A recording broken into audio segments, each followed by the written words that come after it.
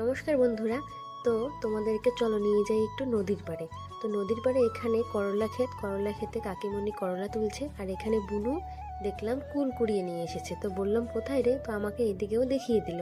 তো এখানে আমি আর কাকিমণি এসেছি কুল ছিঁড়তে। তো কুল টুল ছিঁড়ে এখন আমরা চলে যাব শাক তুলতে।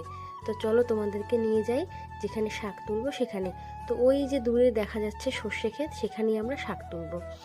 তো এসে দেখলাম এত বড় বড় সর্ষে হয়েছে, একদম আমার মাথা ছুঁই ছুঁই ভাব।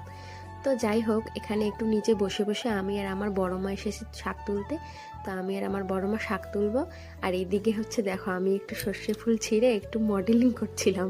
আর এই যে আমার শাক আর বড় মার শাক, এই যে বড় মা আমাকে সব শাকগুলো দিয়ে দিবে। আর এটা হচ্ছে আমাদের বড় মার পুকুর পাড়। তো এখানে আমরা ছোটবেলায় অনেক স্নান করেছি, অনেক আমাদের স্মৃতি জড়িয়ে আছে। একদিন আমি আমাদের গ্রামটাকে তোমাদেরকে ঘুরিয়ে দেখাবো।